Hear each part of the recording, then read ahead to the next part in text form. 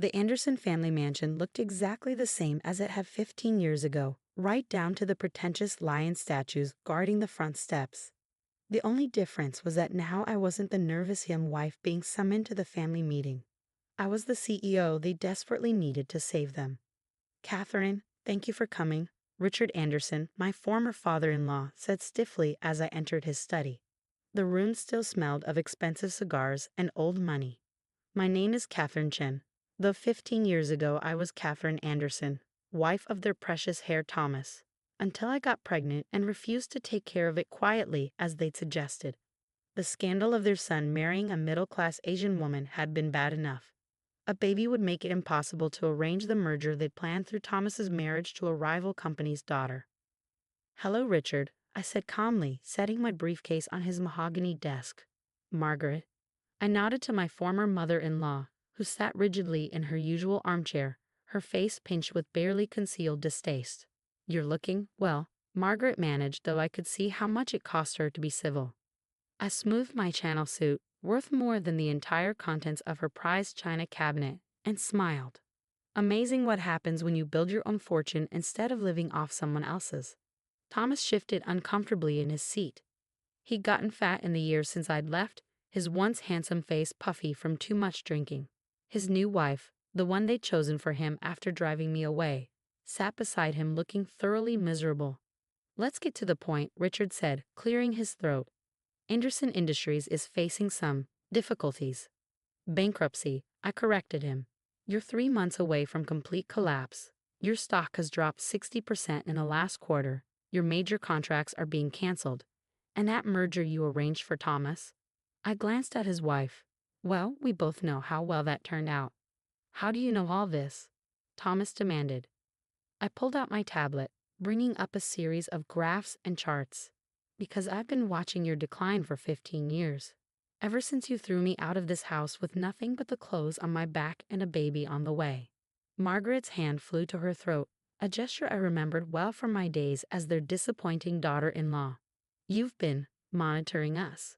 "Of course," I said simply, just like I monitored the tech startup you dismissed as beneath the Anderson name when I suggested investing in it. The same company I bought shares in 15 years ago, shares that are now worth billions." The silence in the room was deafening. "So," I continued, opening my briefcase, "shall we discuss how I'm going to save your family legacy? Or would you rather keep pretending you don't need help from the gold-digging commoner you threw away?" "Before we continue," I said, pulling out a stack of documents, "there's someone else who should be part of this discussion." On cue, the study door opened. A young man walked in, tall and striking with his father's strong jaw, but my Asian features. Thomas went pale. "Mom," he said, coming to stand beside me. "Are you sure about this?" Margaret's teacup clattered against its saucer. "Is that Alexander Chen?" I introduced him proudly. "My son, your grandson. Though I suppose you wouldn't know that, since none of you bothered to find out what happened to him after you threw us out." Thomas stood up shakily. "Alexander." "I? Save it?" Alex cut him off coldly. "I'm not here as your son. I'm here as the CFO of Chen Technologies." The revelation hit them like a physical blow. Alex, at just 23, was already the financial head of my multi-billion-dollar tech company, the same company that now held enough Anderson Industries stock to determine their fate. "Impossible," Richard whispered. "The majority shareholder in Chen Technologies is listed as AC Holdings. My son's initials," I confirmed with a smile. "He's quite brilliant with numbers. Must have inherited that from my side of the family." I spread the documents across Richard's desk. "Here's what's going to happen. Chen Technologies will buy Anderson Industries, will absorb your assets, restructure your debt, and save the jobs of your employees, the ones who don't deserve to suffer for your mismanagement." "You can't just take our company," Thomas protested weakly. "Actually, we can," Alex replied, his voice cool and professional. "You're 3 weeks away from defaulting on your major loans. When that happens, your stock will be worthless. Our offer is the only thing standing between you and complete ruin." Margaret turned to Thomas's wife. "Patricia, surely your father's company is no longer interested in a merger," Patricia said quietly. "Not after Thomas's gambling debts came to light." I watched their faces as reality sank in. The mighty Andersons, undone by their own arrogance and poor choices. The papers are ready to sign, I said, pushing them across the desk. Unless you prefer bankruptcy, I'm sure the society pages would love that story. Richard picked up his pen with a trembling hand. You planned this, all of it. No, I corrected him. You planned it. The moment you decided your family's reputation was worth more than your grandson's life. I just made sure you'd live to regret that decision. The signing of papers took less than 30 minutes. Just half an hour to transfer control of a company that had been in the Anderson family for 4 generations. As Richard's trembling hand inked the final signature, I thought about the day they'd throw me out. You'll never amount to anything without us. Margaret had sneered as security escorted me from the property. You're nothing. Now 15 years later, I sat in Richard's study watching them process their new reality. There's one more thing, I said, pulling out another document. This is my first act as CEO of the merged companies. Thomas grabbed it, his face going from red to white as he read. You're changing the company name. You can't erase 100 years of history.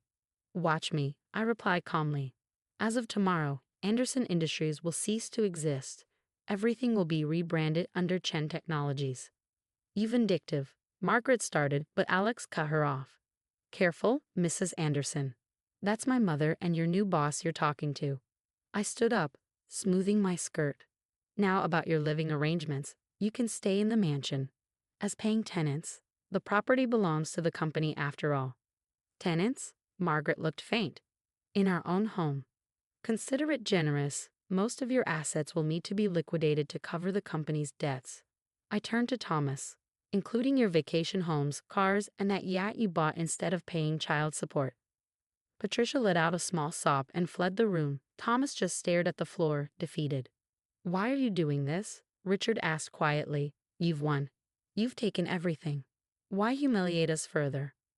I walked to the window, looking out at the perfectly manicured gardens where I'd once walked as a young bride, full of hope and love. 15 years ago, you had a choice, I said finally. You could have welcomed your grandson, supported your son's marriage, been actual human beings. Instead, you chose pride and prejudice. I turned back to face them. Now I want you to live with that choice.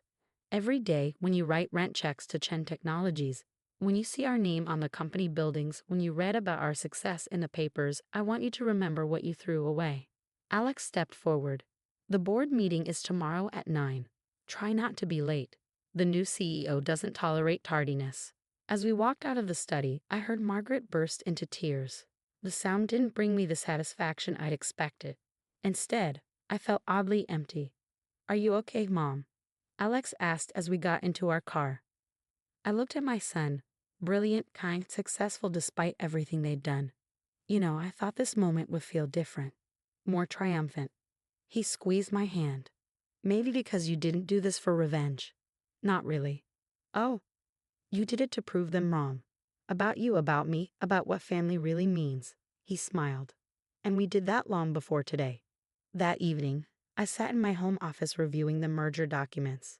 My phone kept buzzing with messages, reporters wanting comments on the takeover, society friends eager for gossip, even a tearful voicemail from Patricia asking for help with her own escape plan. I answered none of them. Instead, I opened my desk drawer and pulled out an old photo. The last ultrasound picture of Alex before the Andersons threw me out. I kept it all these years, a reminder of what I was fighting for.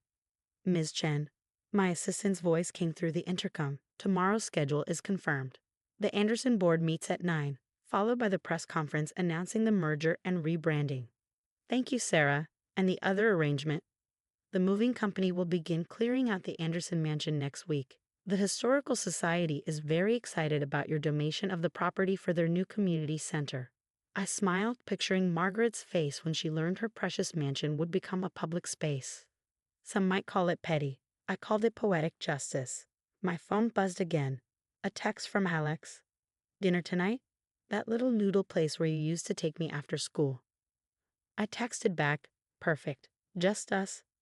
Just family, he replied. And really that's what this had all been about. Not revenge, not even justice. It was about showing them what real family looks like, the kind that builds each other up instead of tearing each other down.